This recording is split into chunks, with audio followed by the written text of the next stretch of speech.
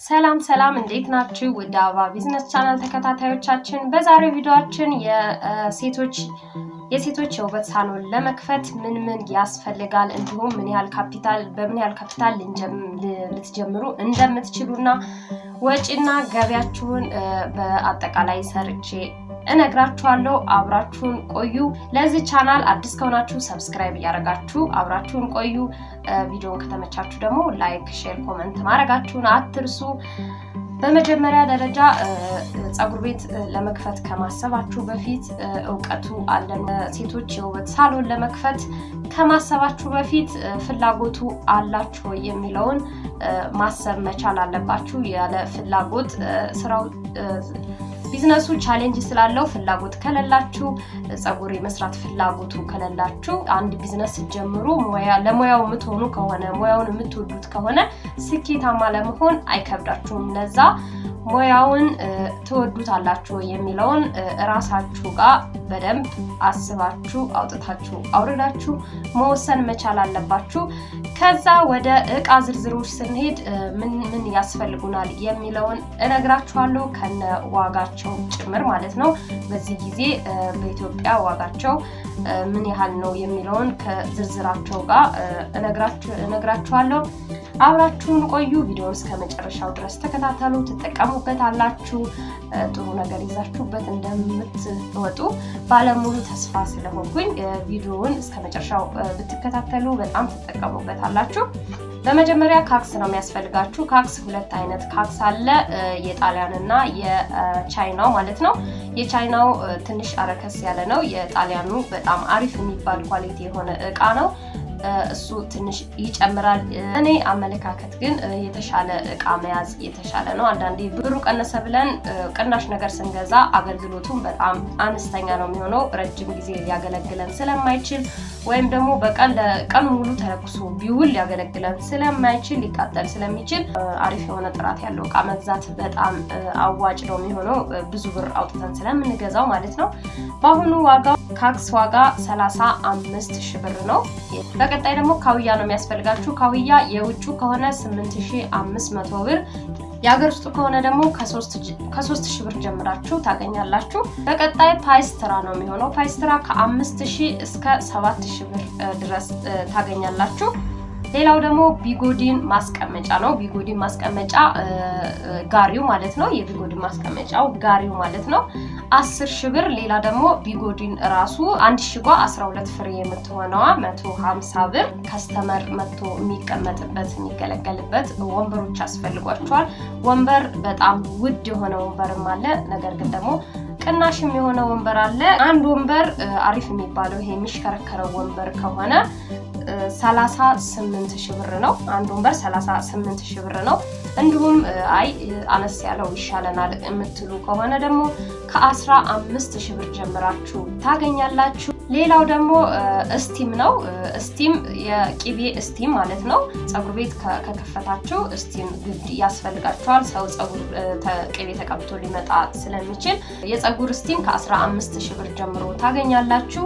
ሌላው ደግሞ የፊት እስቲም ነው። የፊት እስቲም 15,000 ብር ታገኛላችሁ። የፊት እስቲም ፀጉር ማድረቂያ ፎሙ ማለት ነው። እሱ 5,000 ብር ታገኛላችሁ። እግር መዘፍዘፊያው ኖርማሉ ከ5,500 ብር ጀምሮ አለ ገበያ ላይ። ሌላኛው ደግሞ የጥፍር ኤልዲ ባለ አንዱ ከሆነ 5,500 ብር፣ ባለ ሁለቱ ከሆነ ደግሞ 10,000 ብር። ማበጠሪያና ጥቃቅን ነገሮች የሰራተኛ ልብስ እንዲሁም ደግሞ የደንበኞች ልብስ ዝቅ አንገት ላይ ተደርጎ ከፊት ለፊት የሚደረገው የሰራተኞች የሚለብሱት ሽርጡ፣ እንዲሁም ደግሞ ፀጉር ከታጠብን በኋላ ፎጣ ማድረቂያ ፎጣዎች፣ እንዲሁም ደግሞ ቢጎድን ከተጠቀለለ በኋላ ሽቦ፣ ዳንቴል የሚባሉት እነሱ ጥቃቅን ነገሮች አጠቃላይ 5,000 ብር ያስፈልጓቸዋል። በአጠቃላይ አንድ ፀጉር ቤት በአሁኑ ሰዓት ለመክፈት ከ250,000 ብር እስከ 300,000 ብር ድረስ ያስፈልጋቸዋል። ይሄ ከቤት ክራይ፣ ከሰራተኛ ደሞዝ እና ደግሞ ከስልጠና እናንተ ስልጠና ያስፈልጋችኋል። ፀጉር ቤት ለመክፈት ሙያው ያስፈልጋችኋል። ሙያውን ለመውሰድ ስልጠና የምትወስዱበት አጠቃላይ የምትከፍሉት ብር ከዛ ውጭ የፀጉር ቤት እቃዎች ብቻ ለማሟላት ከ250,000 እስከ 300,000 ብር ያስፈልጋችኋል በዚህ ሰዓት ማለት ነው። ሌላኛው ደግሞ ባለሙያ መሆን አለባችሁና በአሁኑ ሰዓት ፀጉር ቤት ለመሰልጠን ከ12,000 እስከ 20,000 ብር ድረስ የፀጉር ቤት ስልጠና መውሰድ ትችላላችሁ። ከ12 እስከ 20,000 ብር ያልኳችሁ በመሃል ያሉ ልዩነቶች እንደየትምህርት ቤቶቹ ይለያያሉ። አንዳንድ ትምህርት ቤት 12,000 ቢሉ አንዳንድ ትምህርት ቤት 13,000 ያ ትምህርት ቤቶቹ የማስተማር ያሉበት ቦታም ከተማ ያለው ሁኔታም እና አጠቃላይ ባለው ነገር የትምህርት ቤቶቹ ዋጋቸው ይለያያል። በትምህርት ቤቶቹ ምክንያት ከ12,000 እስከ 20,000 ድረስ የፀጉር ባለሙያ ለመሆን ብቻ ያስፈልጋቸዋል። ሌላኛው ደግሞ ሜካፕ ነው። ሜካፕ ለመሰልጠን ከ25,000 ብር እስከ 40,000 ብር ያስፈልጋቸዋል። እሱም እንደዚሁ እንደየትምህርት ቤቶቹ ይለያያል። እነዚህም እንደየትምህርት ቤቶቹ ይለያያሉ። ሌላኛው ደግሞ ጥፍር ነው። ጥፍር ለመሰልጠን ከ8,000 እስከ 15,000 ጥፍር ለመሰልጠን ከ8,000 እስከ 15,000 የቤት ክራይ ያስፈልጋችኋል። ቤት የምትከራዩበት ቤት ፀጉር ቤቱን ይሄን ቢዝነስ ለመክፈት የምትከራዩበት ቤት በጣም ወሳኝነት አለው። ለምን ለስራ አመቺ የሆነ ቦታ በጣም ብዙ ሰው ያለበት የሚንቀሳቀስ ያለበት መሆን አለበት። ይሄን ቢዝነስ ለየት የሚያደርገው ነገር አክሳሪ አለመሆኑ ነው። ለምን የቤት ክራይ ብቻ ነው ኪሳራ ቢገጥመን እስኪለምድ ድረስ። ነገር ግን የምንከፍትበት ቦታና ኤሪያው በጣም አሪፍ ከሆነ ብዙ የሚንቀሳቀስ ሰው ያለበት አካባቢ ከሆነ ብዙ ሰው ያለበት አካባቢ ከሆነ እንደዛ የሱን ጥናት አድርጋችሁ ከከፈታችሁ በጣም አዋጭ የሆነ ስራ ነው የምትሰሩበት።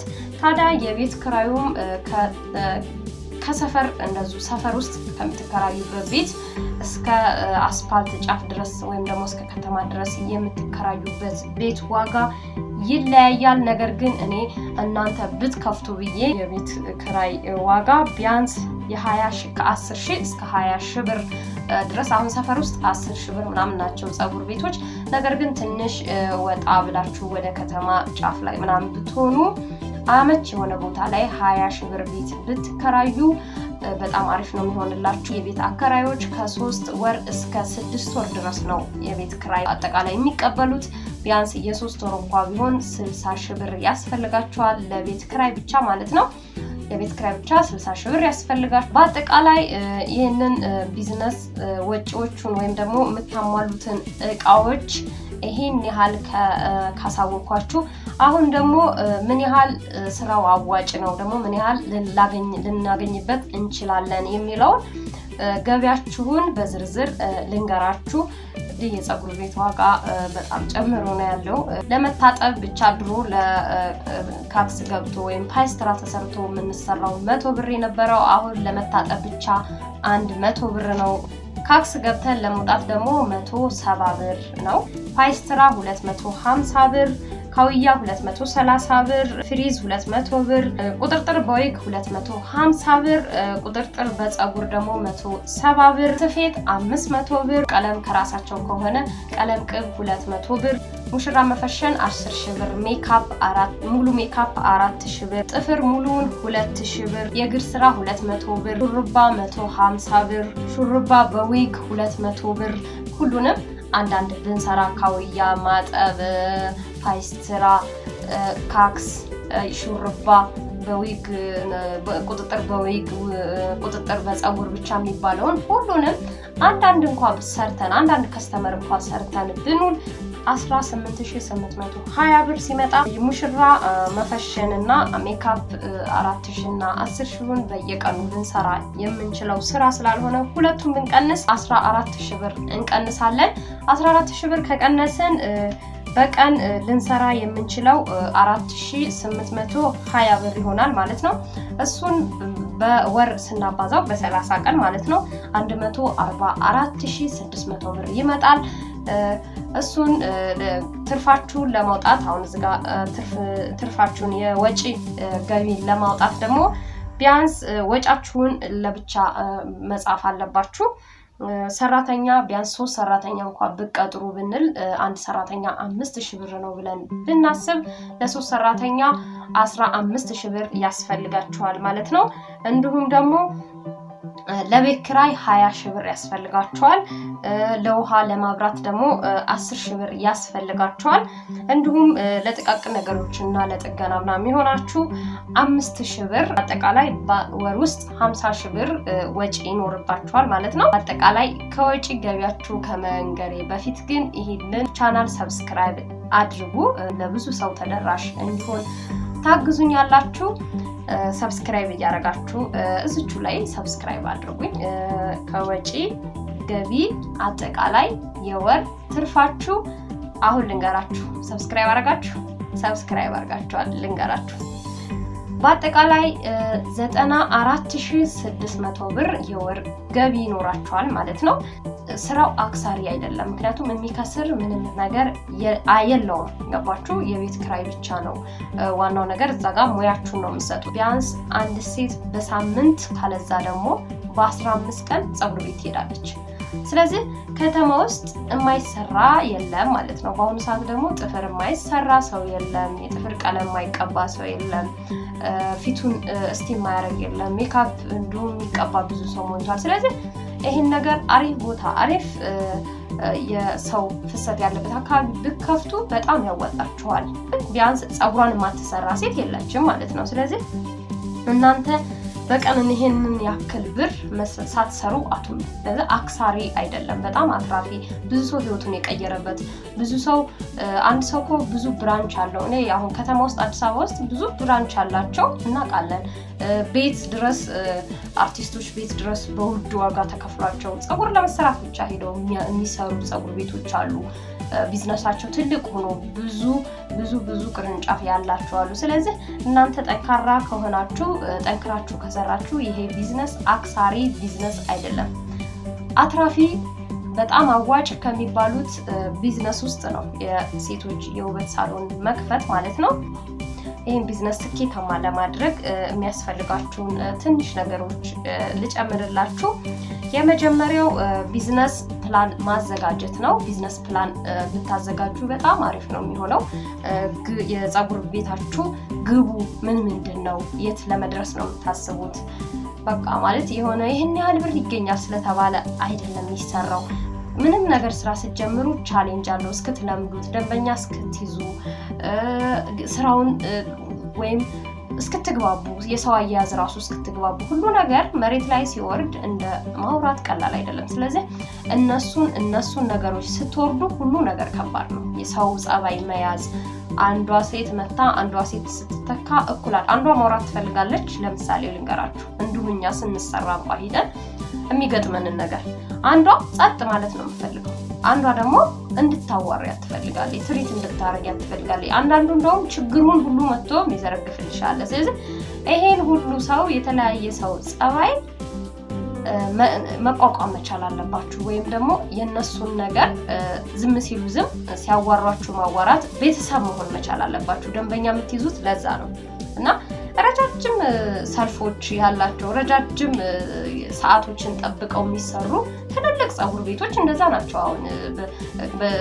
በየሰፈሩ ያሉ ፀጉር ቤቶች እንኳን ቅዳሜና እሑድ ለ2 ሰዓት ለ1 ሰዓት ከምናምን ወረፋ ጠብቃችሁ ነው ልትሰሩ የምትችሉ። ስለዚህ ትልልቅ ፀጉር ቤት ደግሞ ከዛ የበለጠ ነው። ስለዚህ እናንተ የሰውን ጸባይ ከተረዳችሁ የቢዝነስ ፕላናችሁን በስነ ስርዓት አድርጋችሁ ካዘጋጃችሁ በጣም አዋጭ ነው የሚሆናችሁ። ነገር ግን አንድ ትልቅ ነገር የምነግራችሁ ስልጠናውን ከወሰዳችሁ በኋላ የሜካፑንም የጥፍሩንም የፀጉሩንም ቢያንስ እናንተ ስራው እንዴት ነው አያያዙ እንዴት ነው ለማለት እናንተ እንዳትከስሩ ወይም ደግሞ ደንበኛ እንዳይሸሻችሁ ቶሎ ተስፋ እንዳትቆርጡ እንዳትሆኑ የራሳችሁን ከመክፈታችሁ በፊት የትኛውንም ስራ ቢሆን ነው ይህን ምክር መመክረው የትኛውም ስራ ላይ ነው። መጀመሪያ ከ6 ወር እስከ 1 ዓመት ድረስ ተቀጥራችሁ ብትሰሩ በጣም አሪፍ ነው። ውድ ቤቶች ትልልቅ ፀጉር ቤቶች በጣም በቅናሽ ዋጋ ገባችሁ እንዴት ነው ትልልቅ ፀጉር ቤቶች እስከ 10 እስከ 15000 ብር የሚከፈላቸው ባለሙያዎች አሉ ስለዚህ እናንተ በ5000 ወርዳችሁ በ4000 ወርዳችሁ ዋናው ነገር ምኑን ነው ማየት ያለባችሁ እናንተ እዛ ቦታ ላይ ያላችሁን አቅም ሙሉ አሟጣችሁ ሙያ ለመውሰድ ደንበኛ ያዝ እንዴት እንደሆነ ለማወቅ ሁሉም ነገር ቀስማችሁ የምትመጡት ከትምህርቱ በላይ ተቀጥራችሁ ስትሰሩ ስለሆነ ተቀጥራችሁ ከ6 ወር እስከ 1 አመት ብትሰሩ በጣም አሪፍ የሆነ ነገር ነው የምታገኙት ከስልጠናው በላይ የሆነ ነገር የምታገኙት ስትሰሩበት ስለሆነ ማለት ነው ስለዚህ እሱን ብታደርጉ በጣም አሪፍ የሆነ የፀጉር ቤት ቢዝነስ ይኖራችኋል ማለት ነው ዘላቂነት ያለው ቅርንጫፍ ልከፍቱበት የምትችሉት ታዋቂ የሆነ አሪፍ የሆነ ማስታወቂያ ለመስራት ተመራጭ የሆኑ አፕሊኬሽኖች አሉ እንደ ቲክቶክ ፌስቡክ ኢንስታግራም አይነት ሶስቱን ብትጠቀሙ የሶስቱም ላይ አካውንት ቢኖራችሁ በጣም አሪፍ የሆነ ቢዝነስ ይኖራችኋል የዛሬው ቪዲዮአችን ይሄን ይመስል ነበረ እንደተጠቀማችሁና አሪፍ የሆነ የቢዝነስ ሐሳብ ይዛችሁበት እንደሄዳችሁ እንደተጠቀማችሁበት ባለሙሉ ተስፋ ነኝ ቪዲዮውን እስከመጨረሻው ስለተከታተላችሁ እናመሰግናለን ቻናሉን ሰብስክራይብ ያደርጋችሁ የደወል ምልክቷን መንካታችሁን አትርሱ ለምን እንደዚህ አይነት ቢዝነሶች በጥናት የተደረጉባቸው እንዲሁም እኔ ነጋዴ ነኝ ከንግድ አንፃር የማውቃቸው አረብ ሀገራት የምትመጡ እህት ወንድሞቼ ወደ ሀገራችሁ ስትመጡ ምን ልስራ እንዴት ላድርግ የሚለው ያሳስባችኋል ስለዚህ እናንተ እዛው ሀገር ያላችሁ ስራ ላይ ያላችሁ ምን ልስራ የሚለውን ወስናችሁ ወደ ሀገራችሁ እንድትገቡ እንደዚህ አይነት በጥናት የተደገፈ የቢዝነስ ሐሳብ በዚህ ዩቲዩብ ቻናል እለቅላችኋለሁኝ ሰብስክራይብ ያደርጋችሁ ጠብቁኝ ቪዲዮውን ከወደዳችሁት ላይክ ኮሜንት ሼር ማድረጋችሁን አትርሱ ስለተከታተላችሁኝ እናመሰግናለን በቀጣይ ቪዲዮ እስክንገናኝ ድረስ መልካም ቆይታ